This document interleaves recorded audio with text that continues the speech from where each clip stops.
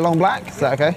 Yeah, anything else? No, just that, please. Why do we say Like, I knew what coffee I wanted, but I was like, can I have a long black? Why? It happens all the time. I add additional unnecessary words into conversation. On the back of a motorbike. Hi there, could I please be put through to the... I guess I've never, when I've come to like, They're called filler words. And for the last 7 years, I've edited myself to delete these words from existence. It began when I was creating Snapchats. I know, I was a Snapchatter. On Snapchat, you could only record for 10 seconds at a time, and a filler word would maybe take up 3 seconds, meaning I constantly had to re-record and physically edit how I spoke. I've also done a lot of public speaking and edited hundreds of hours of myself talking. So I am very aware of how often these words work their way into my everyday conversation, and I kind of don't know how to feel about it. So we put out a call to you guys to ask how you felt about filler words. Like was like not really an acceptable word to use. People will say like, why are you speaking so formal? It's polite to kind of say them every so often. So clearly this isn't just a me thing.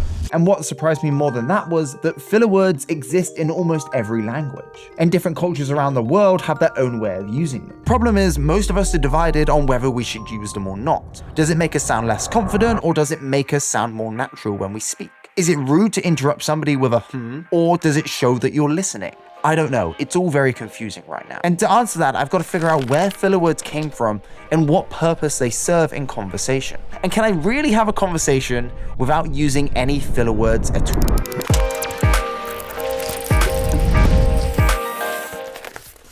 So if I want to eradicate filler words from my speech, I need to find a way to track them. So I've got this app that monitors my speech and looks out for filler words. So I'm just going to record a bunch of conversations over the next month to hopefully help me reduce the amount of filler words that I say. And then at the end of the month, I'm gonna bring in my friend Doug, who works in learning development and basically helps teams communicate better. And I'm gonna try and have a conversation where I don't use any filler words, and then he can just critique me and rip me to shreds. He's also the guy that came up with the name Faultline. So stick around to see him. Okay, let me see how many filler words I use at.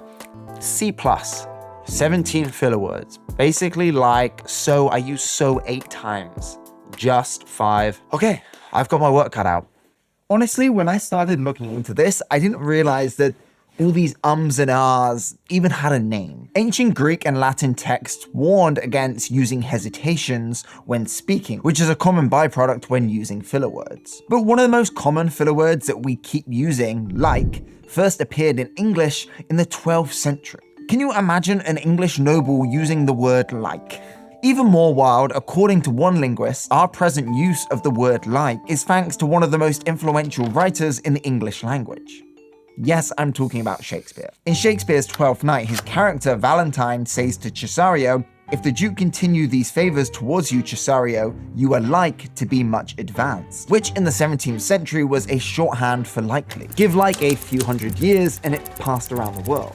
Even appeared in Shakespeare's time, when it was first recorded in 1672 on a court transcript. But despite such a rich and layered historical journey, not everybody sees the value in filler words. So even though these words have existed for centuries, many people still look down upon using them. In fact, this school in London banned students from using words like, like, you know, and basically at the start of their sentences. I would be kicked right out of that school. Noam Chomsky, a renowned American linguist, once described them as errors and completely irrelevant to language. It was drilled into me very early in life that like was like not really an acceptable word to use, which of course I just used as a filler. So I have tended to gravitate more towards ums and things that sound more like stammers, that are less real words and more just kind of noise utterances. You look less confident, and also your argument doesn't look as solid just by the use of those filler words. This is Steve Kamlish, a criminal lawyer who says filler words show a lack of confidence or a weak argument. If he hears the opposition using them a lot, he might point this out in a courtroom to discredit their argument. I say, you can see they had no confidence in that argument because they kept on using filler words and they lost their train of thought. It's amazing how people's language starts to fall apart. This can also be the case in other professional settings, like science. When someone uses filler words, it seems like the person is not so sure, at least in science. So we try not to use it so much. It passes a message of insecurity. Even interpreters are told to remove filler words because there's a very real concern that the interpretation will be viewed as inaccurate. I mean, the more nervous you are, the more likely you are to be producing these things because you're going to be thinking a lot more about what you're doing and what you're saying. You're going to be spending a lot more of your sort of mental effort self-monitoring, and that's probably going to lead to more errors. Okay, so if I'm trying to reduce the amount of filler words I use, and I now know through this app that I use quite a lot, I want to know how this will affect me if I have to do more public speaking. Like, in a public setting, would it disrupt the flow of my talk and make me look less confident? And in the studio, I think I have some recordings of previous talks. Okay, I've just gone through all these old drives, and I have found 2 talks that I did, both in 2019, one at Studio 3 in London and one at VidCon. Okay, let's watch these and see how I did. This is so embarrassing. I really hate watching myself back in anything. A live talk that I did years ago is probably going to be the worst. The point of this is see how many filler words I use, and do I come across confident, or do I just seem like a bit of a... I then record, speed the clip up so you get a 10-second time lapse, but the song would continuously play in real time. I didn't really notice any filler words there. And the first thing that, this is what I want you guys to really try. And the first thing is the things I want you guys to do. I'm stumbling around my words here a bit, but it's not terrible so far. I love it, it's incredible. Angela's here is helping me film and oh God, I'm just going on like a tangent now. I'm doing a lot of and taking big breaths. I can envision myself clamming up like I haven't had enough water, and I'm just trying to get through this talk, and I'm probably I wish I had some water. Maybe it's not a lot of ums and ahs. This isn't too bad. I'm delivering what I want to say, but perhaps I am fluffing it up a little bit. I'm going to show you a quick video from my Instagram TV series. It's kind of like a little preview. It's kind of like on there just so you get a bit of context. Okay, these videos, those filler words aren't taking me away as an audience member from what I'm saying. It's like a casual conversation. That's what I try to do in these talks. I wouldn't say they're disrupting the flow. The story's there. I would say I'm just it's how I use them casually. I'm not actually that embarrassed by that. Do I want you guys to watch the full things? No, I don't. That's why I edit my own filler words when it comes to these videos, because I want the information to flow concisely. But in the real world, in a real conversational setting, am I overthinking it? Is it really bad to say words like or If you're talking with your friend casually and it didn't mess up a single time over 5-10 minutes of conversation, it feels kind of overly formal. I actually had heard that fairly recently that some language teachers do actually teach them. And I think that's probably very, very useful. Using filler words is such a natural part of human communication, it kind of feels uneasy not to use them every now and then. And sure, there may be professions that discourage using them, but there's also industries that encourage using them because they make you sound like a human. If I'm using filler words, it's very strategic. It's to make it sound more natural, because comedy is an art form, at least the way I do comedy, is conversational. For example, I have some jokes that didn't work until I used filler words. I had certain jokes I couldn't get the joke to work until I slowed down, pondered, used a couple filler words, then I said the next line, and it hit way harder. Because again, it mimics the idea of natural conversation. Michael Balboa, the host of The Daily, a podcast from the New York Times, uses these words all the time because he believes a well-placed can help punctuate an interview in a way that reminds listeners that two humans are having a real conversation. And aside from the fact that filler words make you sound more natural, they serve a bunch of other purposes and are a great tool to use in conversation. They can signal to a listener that you're not finished speaking, letting them know that you're still thinking about what you want to say. Wait.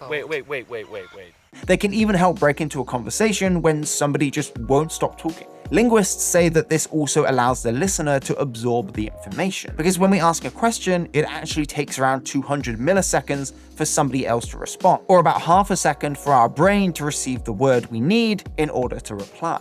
Filler words then direct the flow of conversation, acting like traffic signals that regulate our language. They show politeness and encouragement and can even soften negative news. Like is a useful word to cushion rejection or potential disagreements. Imagine you're asking somebody out. You can lower expectations by saying, Do you want to like maybe go get a drink sometime? rather than will you go out with me, and potentially set yourself up for sheer humiliation if they say no. Likewise, filler words can then soften the blow for them if they do reject you. Well, actually, I'm kind of pretty busy these days, so maybe we can take a rain check? If you say no too quickly, it can come across as blunt or rude, but if you add a little delay with a or well, it can help cushion the blow. So if you have to tell your boss something that they might not want to hear, you can use some of these filled pauses or other kinds of disfluencies in speech to kind of prepare them and soften the message. Like, Tom, do you think right now might be a good time for a little chat? Yeah. What, Greg? You know, I don't know. Like, would it be okay for me to maybe take a chance and go to another department? What? Because of all these ways in which it helps communication, it's not surprising that filler words exist in nearly every language. And different cultures have been using these words in their own ways. Take Japanese, for example. In Japan, filler words are a sign of respect, and it's much more polite to use them in regular conversation than, say, English. And I'm just about to jump on a few more subscriber calls to understand this more. And when I'm on those calls, what I'm gonna do is see how many filler words I use in a conversation about filler words. In Japanese, especially when you're listening to someone sort of higher up, it's polite to kind of say them very so often. It shows that you're listening. And in Hindi, there are some filler words that can also signal respect. The one that I use most, it's G, J-I. Yeah. And it basically means yes. Also a sign of respect. If you're saying yes to someone. I just finished. Oh my God, the lowest score yet. Bear in mind, this is 2 people speaking. D+. 29 filler words found. Speak with confidence. Fillers are watering down your speech, and your pace was a bit slow. Ooh, this app is brutal. Filler words are such a natural part of conversation. I just discovered that even sign language has its own version called filler gestures. Signers can signal to the other person that they're not done with their thought by using a combination of signs, facial gestures, and body movement. And yes, they have their own version of Some linguists actually encourage language teachers to bring in filler words when teaching a second language, because of the specific cultural expectations and differing sentence structures. I can tell you from my learning, language learning experience, that while you're in the language academy, the teachers will tell you not to use them. But when you go to the culture and you start speaking without those filler words, people will say why are you speaking so formal? So when I went to the US, I started picking up on those filler words. And I guess that if you want to speak like local, you need to understand and you need to know how to use them. I speak in Hindi most of the times, so I'm not most fluent in English. So whenever I do speak in English, I do tend to use these words because they give me a sort of time, I can speak at my own pace. So they are really helpful. And even when I'm speaking in Hindi, I use many filler words. But while some cultures might be okay with filler words, others view them differently. After speaking with a lot of you, it's hard for me to find a general consensus or opinion. Filler words in general, no one really objects to them. They are part of our, vocabulary, and they're ingrained, in the way we speak. Nigerians are very they're known for being well educated. They really take pride in their education. They don't use too many formally. I don't use too many filler words in my colloquial speech because of them. Because they're if I hear or but, they'll get on my head about that. Because to them it's a sign of unintelligence. To them it's you're not very smart. Some people have some opinions about filler words, and some others just don't use them at all. But in Spanish culture, there isn't a general opinion about it. I would love people to understand that they are useful and really, really amazingly intricate pieces of language.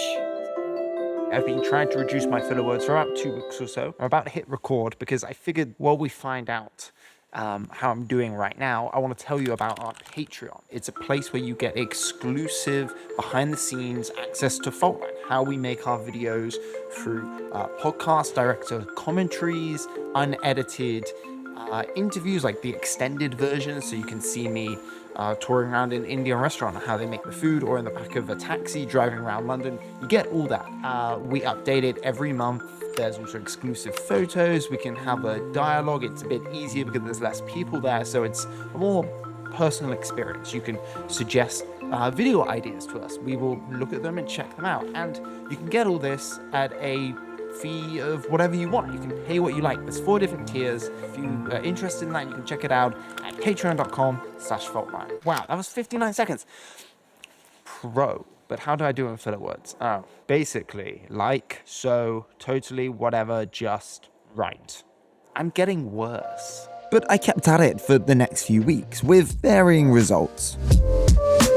Got an A. Got a C. How did I get a C? That time I was really trying to just did it again, not use filler words, and then 20 seconds in I just forget that I'm trying. This is really frustrating. It's a very cold October morning, and I'm just walking to the gym. I'm making this video because I can't stop thinking about filler words. Now I'm actively trying not to say like and so, but however, I don't know how good it is. I feel very robotic when I'm speaking. In our videos, 80% of it is scripted, but I'm presenting it in a way that doesn't come across like stage. But in my everyday life, me trying to edit out the ums and the ahs and the likes and the okays and the so's is changing my flow of speech. And they're just really useful when I'm having conversations with people. Without them, yeah, I just like, does it really matter? Is basically where I'm coming down on right now. Today is the day that my friend Doug is coming around, who helps people communicate better in his job. And we're gonna have a conversation, and I'm gonna try to use no filler words. And I don't know how this is gonna go. I'm feeling very underprepared. I need to set up the space. Yeah, let's see what happens.